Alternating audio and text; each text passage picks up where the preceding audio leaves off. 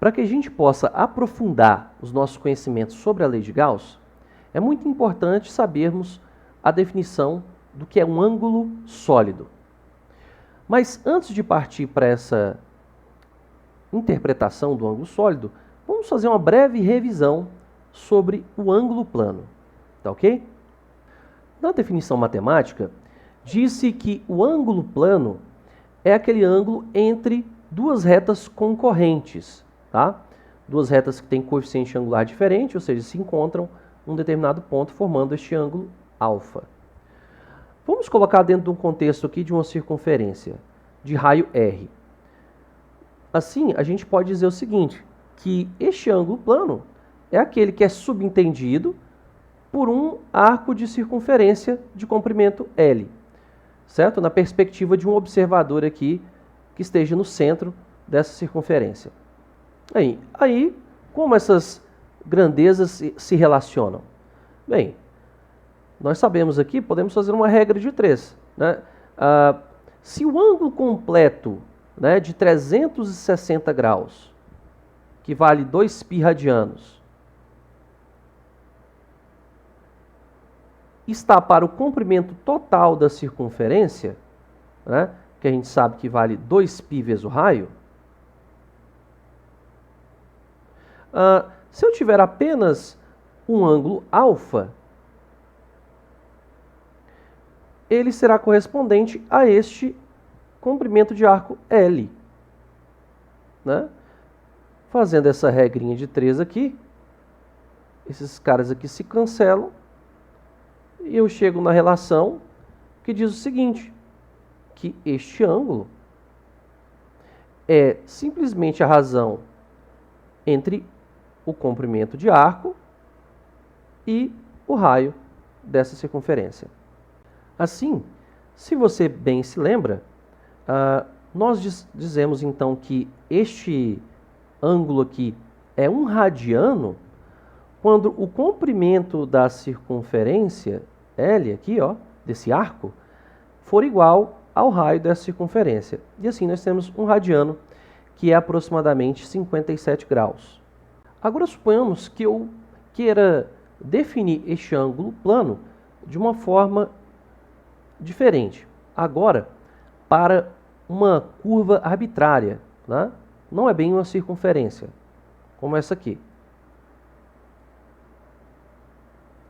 Bem, o que eu posso fazer? Eu vou perceber o seguinte, ó, eu vou pegar aqui então considerar um ângulo central dα infinitesimal, bem como um arco, né, um comprimento de arco infinitesimal dl. Tá? Como é que essas coisas se relacionam? Né? Eu sei que, pelo que eu vi aqui em cima, que a gente mostrou, que este dα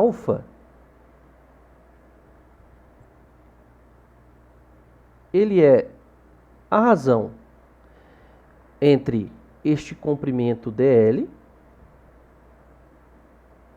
sobre r, tá? Mas eu tenho interesse de fazer isso por esse trecho que não é exatamente esse trecho de um círculo correto, mas uma curva mais arbitrária. Então, como é que eu faço isso? Vou pegar a régua aqui e vou aproximar, né, este segmento laranja aqui, que subentende este ângulo infinitesimal, vou aproximá-lo aqui de uma reta. Tá? Então, eu posso vir aqui e fazer isso. Ó. Pronto. Tá? E aí, eu prolongo este raio assim. Olha, ótimo. Então, olha o que eu obtive aqui. Ó. Eu fiz um prolongamento aqui no raio, que eu vou chamar de dr, né? Tá aqui, este lado aqui. E este cara aqui, ó, seria o meu dl'. dl', então, seria este este comprimento de arco aqui agora, tá? Que eu aproximei de uma reta. Então, você vê que é bem próximo, tá? Eu posso fazer isso em infinitesimal, então é tão próximo quanto eu queira. Agora vejamos o seguinte. O ângulo formado, então, por este novo elemento dl' e o meu antigo dl é dado por este ângulo θ. De modo que claramente eu vejo que neste triângulo aqui formado, ó, este triângulo retângulo,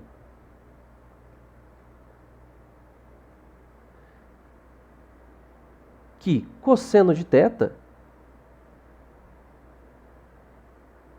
é igual ao cateto adjacente dl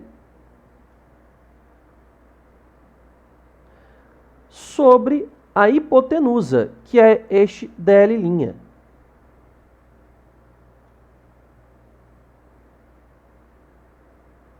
Agora, eu posso representar o meu ângulo infinitesimal de alfa em termos de dl'.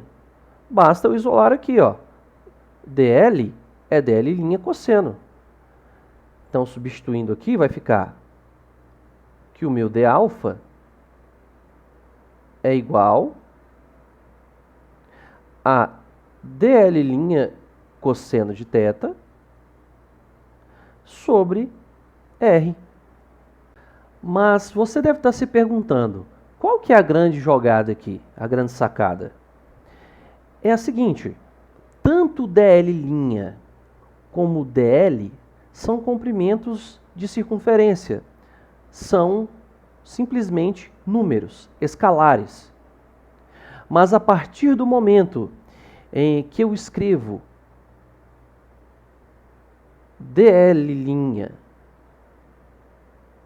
em termos de dl, assim, ó, dl' cosseno de θ, eu estou dizendo que dl' cosseno de θ é a projeção deste comprimento de arco sobre este outro comprimento de arco.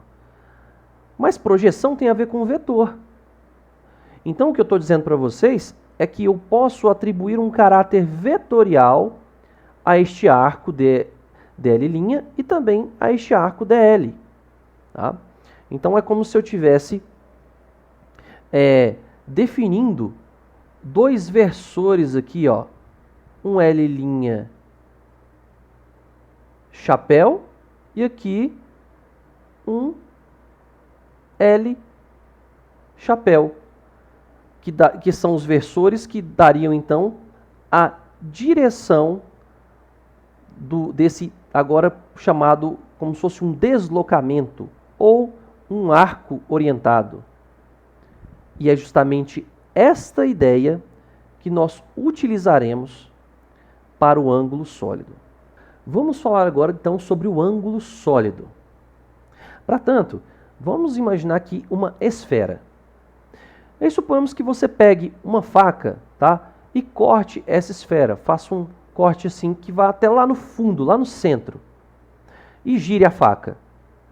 A figura que será formada será este cone, tá?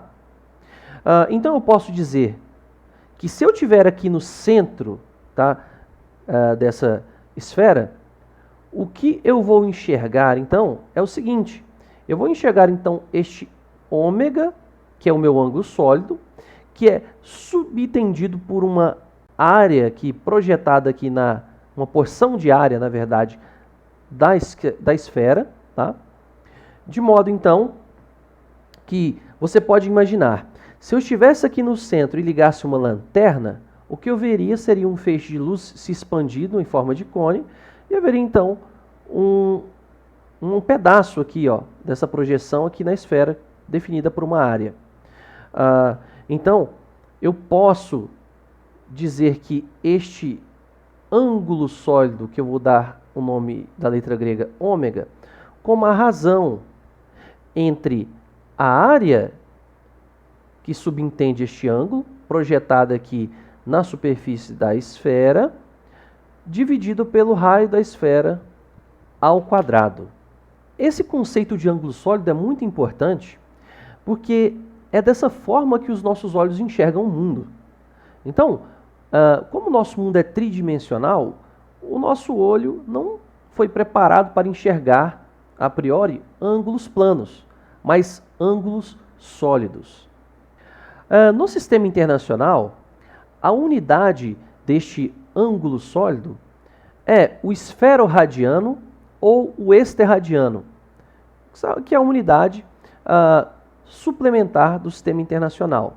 Unidades suplementares são aquelas que são oriundas da matemática, que é o caso do ângulo sólido.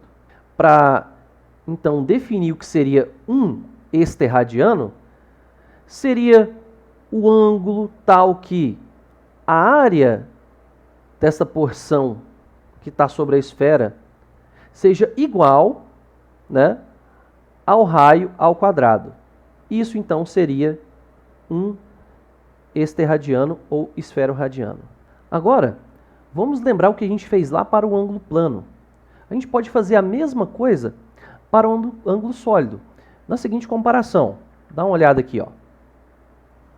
Colocando aqui essas duas figuras, olha só, da mesma forma que para o ângulo plano eu disse que este ângulo infinitesimal subentendido dα era igual a dl sobre o raio, e também, sendo que dl seria a projeção de dl' sobre esta direção, ou seja, dl' cosseno de θ sobre r, utilizando a mesma ideia, eu posso dizer que este ângulo sólido subentendido por dA, né, é o seguinte, ó, dω é igual a dA sobre o raio ao quadrado, da mesma forma que dA é a projeção de dA', que é a área deste corpo laranja disforme aqui, né, sobre essa calota esférica, que tem área dA. A projeção é o cosseno, então vai ficar dA' cosseno de θ dividido pelo raio ao quadrado. Olha que interessante esta comparação direta entre essas duas situações. Em ambos os casos, o que fizemos foi dar características vetoriais para grandezas que são escalares. Vou dar um zoom aqui para vocês verem melhor a figura. Bem, então, fazendo um zoom dessa parte aqui, ó.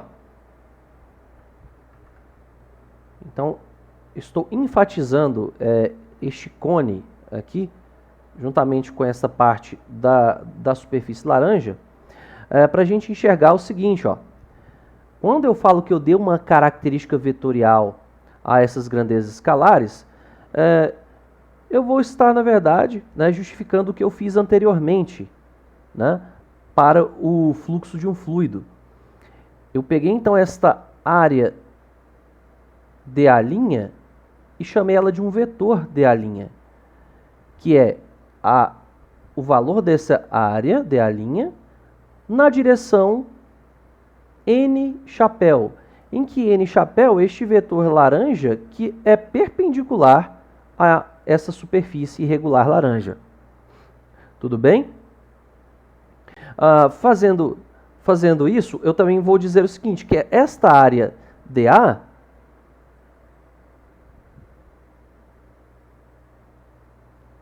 é da mesma forma dA,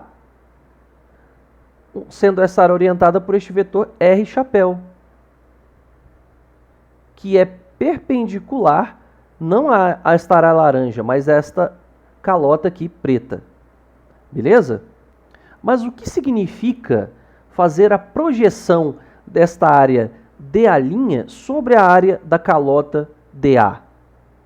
Ora, fazer essa projeção em termos analíticos significa fazer o seguinte: é simplesmente dizer, então, que D'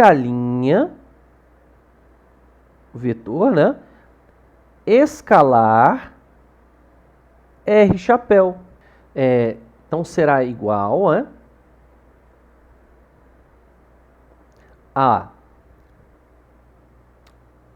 vou escrever o D' em termos aqui, né, de N chapéu. Então, nós teremos módulo de D' na direção N chapéu, escalar R chapéu. Eu posso observar pela figura, né, que o ângulo desses dois, né, entre esses dois versores, que são vetores unitários, é θ.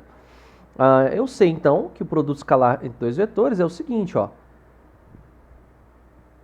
N chapéu escalar R chapéu será o módulo deles, o produto, né? Ambos são unitários, então tem módulo 1, vezes o cosseno do ângulo entre os dois, que é θ. Logo, este produto escalar dá cosseno de θ. Tá? Então, nós teremos aqui que isto aqui pode ser escrito como D' cosseno de θ. Ora, mas da mesma forma, eu vejo que D' cosseno de θ é o próprio dA, que é a área dessa calota. Né? Com isso, então, nós demonstramos que, de fato, isto aqui é interpretado como uma projeção, né? Isso aqui é uma projeção, tá? Dessa área irregular sobre a área da calota esférica. Olha, então vamos agora fazer a análise do fluxo do campo elétrico numa superfície gaussiana arbitrária com a ajuda do conceito do ângulo sólido. Então preste bem atenção.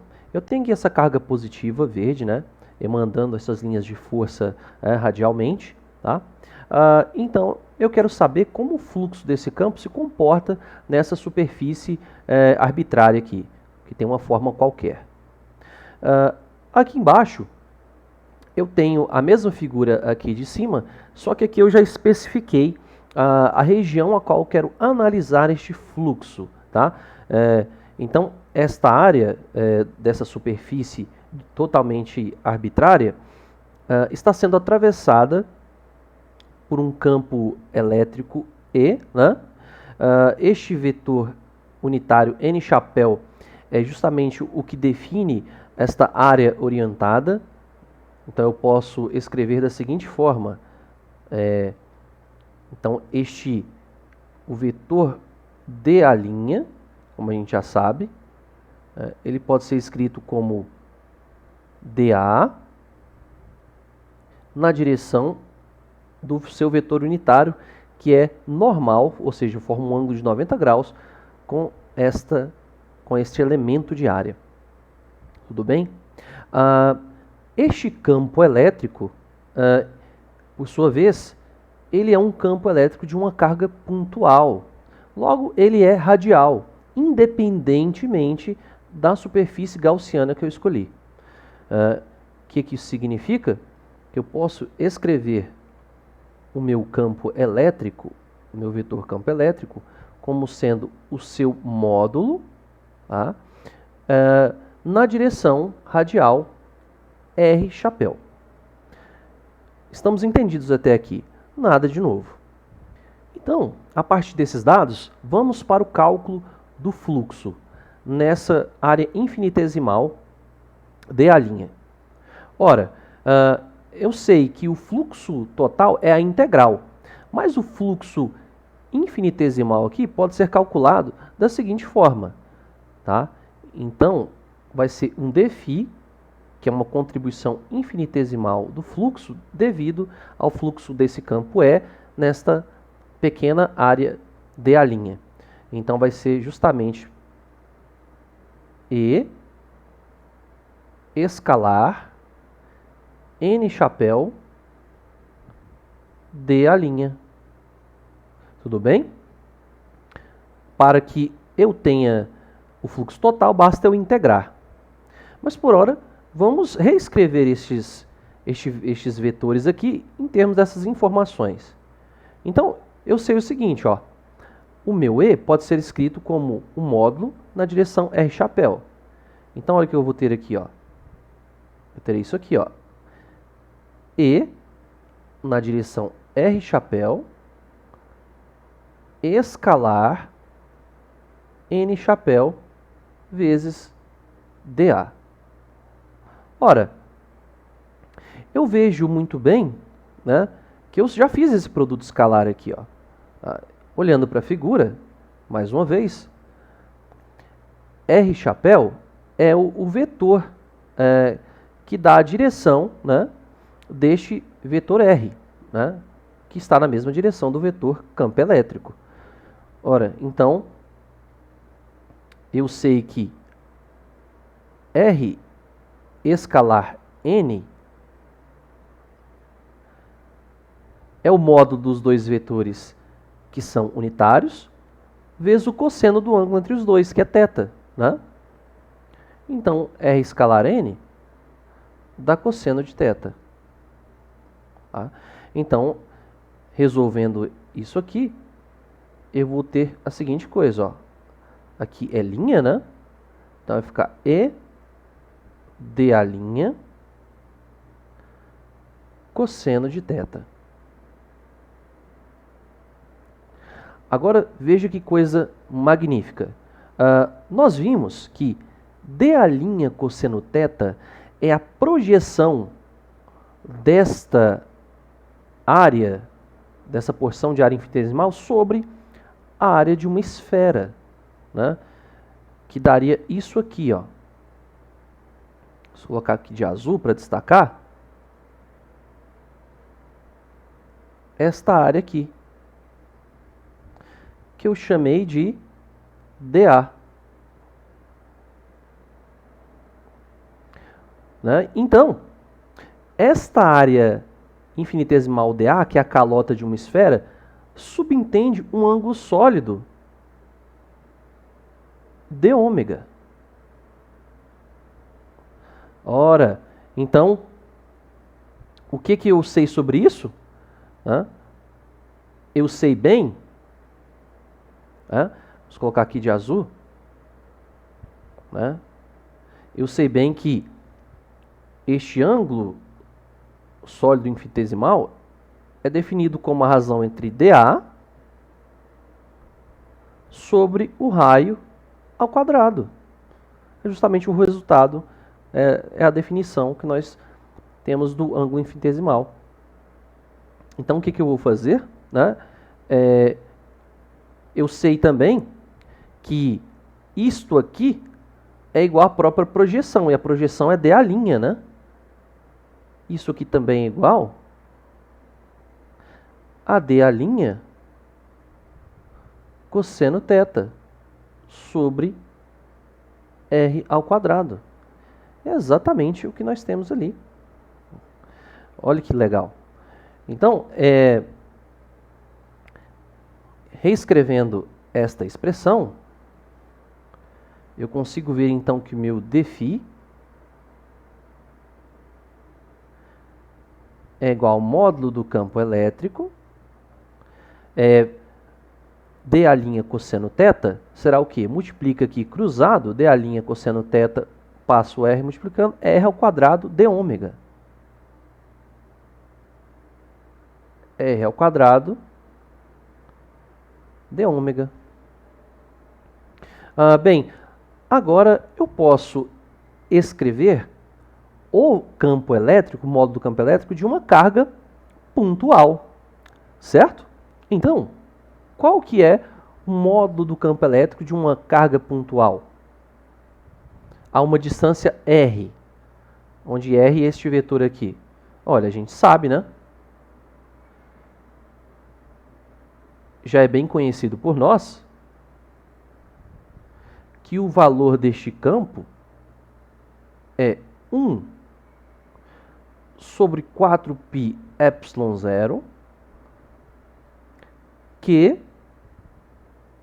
sobre R ao quadrado. Este é um módulo do campo. Lembre-se que não tem o versor aqui, porque eu estou falando do módulo. Olha só o que acontece.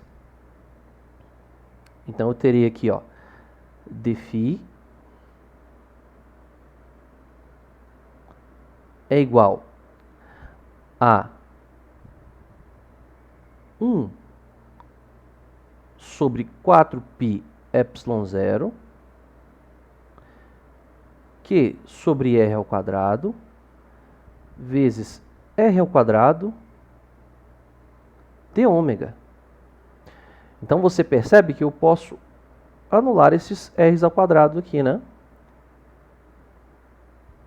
Então, cancelando esses dois, eu vou ter o seguinte, ó, que dφ é Q sobre 4π epsilon zero de ômega, que é o nosso ângulo sólido. Ora, se eu quiser, então, calcular este fluxo, eu iria integrar esta expressão. Integrando, o que eu obtenho é o seguinte, ó, que o meu fluxo total é Q sobre 4π epsilon zero, que está fora da integral, pois esses valores são constantes, integral sobre toda a superfície fechada de d ômega. Agora, eu vou fazer uma pequena pausa, né, para mostrar a vocês, para quem nunca calculou, como se calcula essa integral do ângulo sólido. Para que a gente possa calcular essa integral, a gente vai ter que escrever este elemento de área aqui dessa esfera, que está colocado aqui na origem dos eixos x, y e z, em termos das coordenadas esféricas, que são o raio da esfera R, o ângulo θ polar e o ângulo φ azimutal, que corresponde aqui ao ângulo que percorre o equador. E este ângulo θ percorre aqui do polo norte ao polo sul, vamos assim dizer. Ora, o que nós temos que fazer aqui então é apenas saber algumas definições, como por exemplo a do ângulo plano, tá? E aí você deve estar se perguntando, onde é que está o ângulo sólido aqui? Olha, o ângulo sólido é subentendido por esta área DA, né? Então, eu não desenhei ele aqui na figura, mas a gente pode colocar ele aqui, ó. Seria este ângulo aqui, ó. Este seria o meu d ômega, meu ângulo sólido. Ok? Agora, vamos fazer o seguinte. Eu vou calcular esta área DA.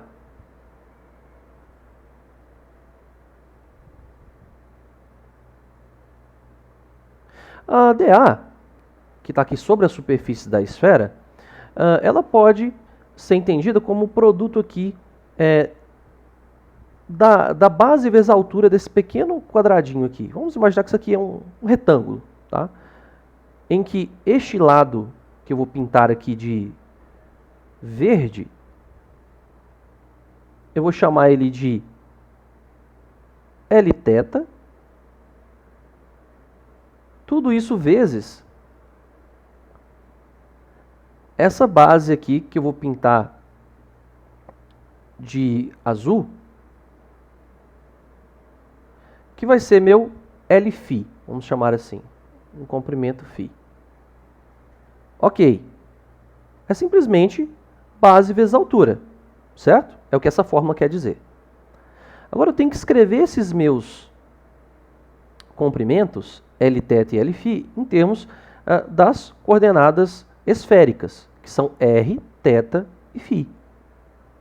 Eu vejo pela figura claramente que o Lθ é bem fácil.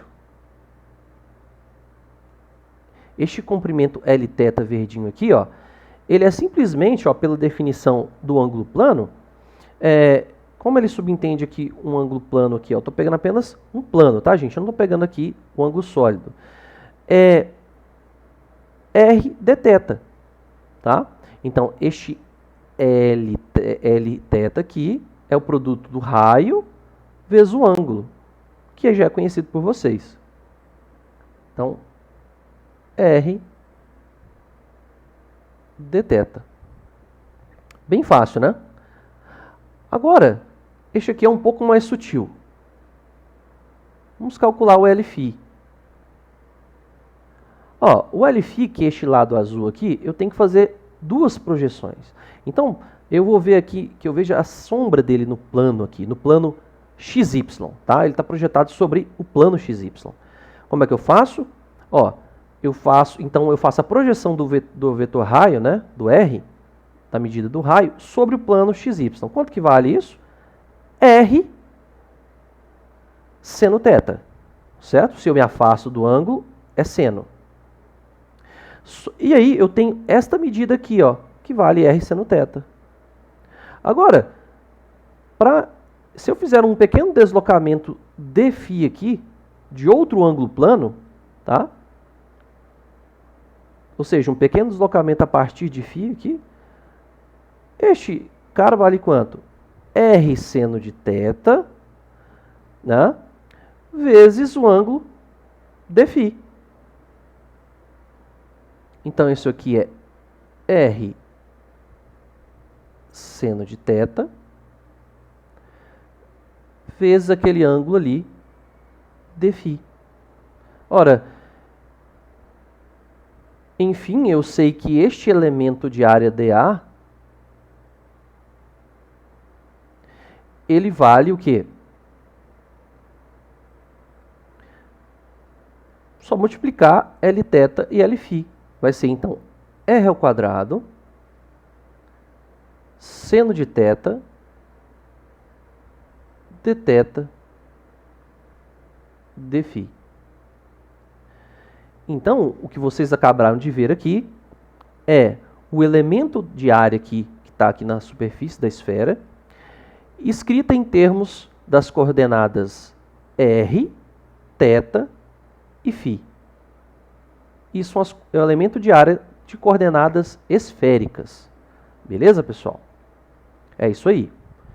Agora, o que nós temos que fazer é relacionar isso com o nosso ângulo sólido. A essa altura, você já deve estar cansado de saber, né, que este ângulo sólido aqui, que é subentendido pela área dA, é dado como? Então, eu sei que dω, que é o meu ângulo sólido, ele é a razão entre dA, que é a área dessa calota aí esférica, dividido por R quadrado. Eu falo calota esférica, mas é uma área genérica. Pode ser aqui né? Não necessariamente isso aqui é redondinho, né? Ok. Então, o que eu tenho? O que eu tenho na minha integral é o seguinte, eu tenho a integral de dω numa superfície fechada. Então, eu posso escrever este dω em termos aqui de dA e R, né? Então, vai ficar isso aqui, ó.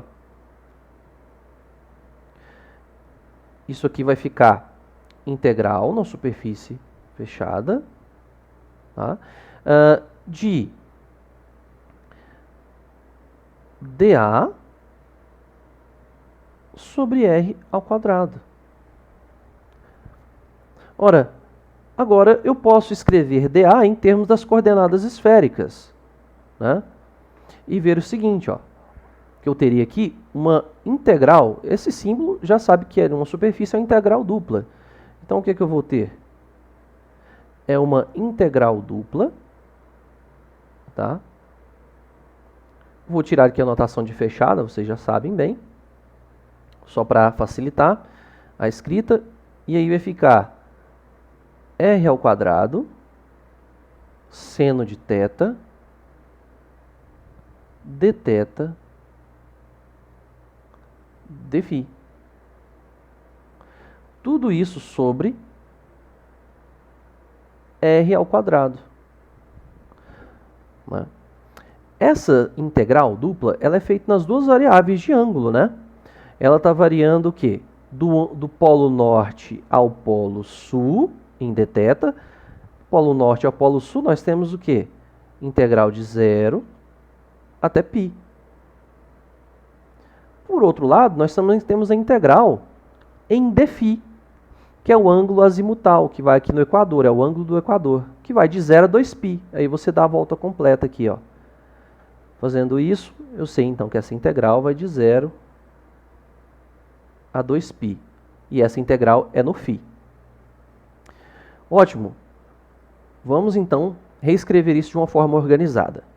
A primeira coisa que eu farei, né, que eu estou tentado a fazer é cancelar esses R's, né? Então cancela R com esse R, né? Ótimo. Então agora a nossa integral na superfície fechada de ômega, só para a notação original, vai ficar como? Nós teremos aqui, então, integral de seno de θ dθ, tomado aqui de 0 até π, e uma integral de 0 até 2π, somente de dφ, né? Ora, essas integrais são triviais, né? Olha o que eu tenho aqui. Esta integral de seno de θ dθ é menos cosseno. Integral de seno é menos cosseno. Menos cosseno de θ, tomado nos limites de 0 até π. E essa integral aqui, ela vai ser simplesmente integral de dφ é φ, tomados de 0 até 2π.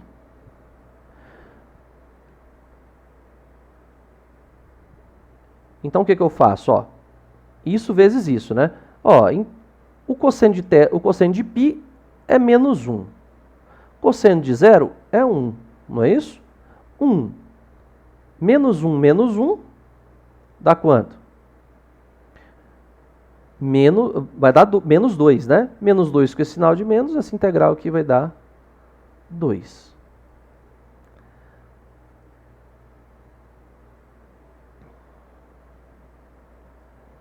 Essa integral aqui, de 0 a 2π, só substitui o valor 2π. Dá 2π para cima e aqui dá 0.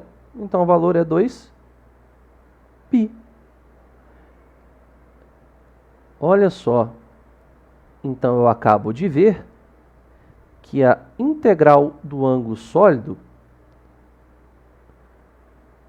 na superfície fechada é o valor máximo deste ângulo, que é 4π.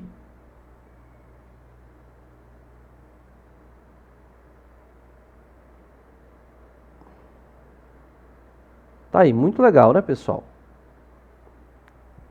Agora eu vou aproveitar este resultado no cálculo do fluxo do campo elétrico. Enfim, combinando esses dois resultados, nós podemos chegar à lei de Gauss, né? Na sua forma, né, mais rigorosa. Então fazemos o seguinte, a integral, né, na superfície fechada de dômega corresponde ao ângulo sólido total na esfera, né? Então eu teria aqui que o fluxo será Q sobre 4π epsilon 0. Integral de dômega é 4π vezes 4π. Então, nós cancelamos aqui, ó, este 4π com este 4π. Tá? E vemos, enfim, que este fluxo é o resultado que nós já havíamos obtido antes com menos rigor, que é Q sobre ε0. Beleza? Este resultado nós já havíamos obtido sem o cálculo do ângulo sólido. Agora, eu posso então escrever na forma, né, final aqui, bem bonita, que a integral numa superfície fechada do campo elétrico escalar N chapéu dA é igual a Q sobre ε0, onde Q, né, seria a soma de todas as cargas no interior da superfície gaussiana. Tá? Então tá aí o nosso resultado feito de forma mais rigorosa. Agora, eu vou entregar para vocês, de mão beijada, algumas características gerais dessa lei, que vai ajudar vocês muito a entender sobre a lei de Gauss, que muitas vezes passam despercebidas por alguns. Então vamos lá. Fiz aqui um quadro já especial para não esquecer nada. Então, isso eu já falei. A lei de Gauss é equivalente à lei de Coulomb, né? Você tanto pode chegar na lei de Gauss pela lei de Coulomb, como chegar na lei de Coulomb através da lei de Gauss, né? Que é o que nós vamos fazer agora daqui a pouco, né? Ela vale, pessoal, tanto para cargas em movimento e também para campos não eletrostáticos. Isso acaba colocando essa equivalência da lei de Coulomb com a lei de Gauss um pouco em xeque. Por quê? Acaba que, embora ambas sejam equivalentes, a lei de Gauss é mais geral. Tá? A lei de Gauss também ela é conhecida por ter uma capacidade de identificar uma distribuição de cargas no espaço. Embora que essa forma integral da lei de Gauss não seja talvez a mais apropriada, ela aparece também de uma outra forma, que é a forma diferencial, que nós obtemos a partir do teorema da divergência. Mas vamos lá. Nós podemos sim ver uma coisa. Ó.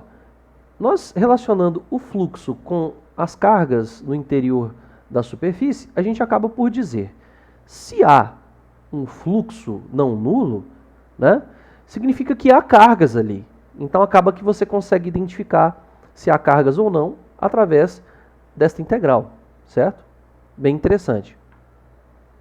Outra coisa, este campo aqui elétrico que aparece aqui no lado esquerdo da lei de Gauss, muitas vezes é confundido pelas pessoas. De que maneira? Eles acham que este campo ele é definido somente ali dentro da superfície gaussiana, né? Ou sobre ela. Mas, na verdade, o campo elétrico que você obtém, ele é geral, ele é para todo o espaço. Tudo bem? Uma outra coisa interessante, que eu acho que é a mais importante de se comentar, é que quando você lê um livro sobre lei de Gauss, a metodologia de ensino faz você pensar que a lei de Gauss é somente uma aplicação para calcular campo elétrico. Tá? Isso é muito triste, porque a gente acaba não vendo a beleza da lei de Gauss. Mas a lei de Gauss, gente, ela não é somente um método para se calcular campo elétrico. Ela pode sim ser utilizada, como nós veremos daqui a pouco, para calcular campo elétrico de configurações de cargas que tem uma certa simetria, né? Mas, tá? Ela não é só isso. Ela é uma lei fundamental do eletromagnetismo. Ela, inclusive, faz parte aí das 4 equações de Maxwell, que são as 4 equações nas quais você pode resumir todo o eletromagnetismo. Tá? Então prestem atenção nesses detalhes e guardem isso aí no coração de vocês.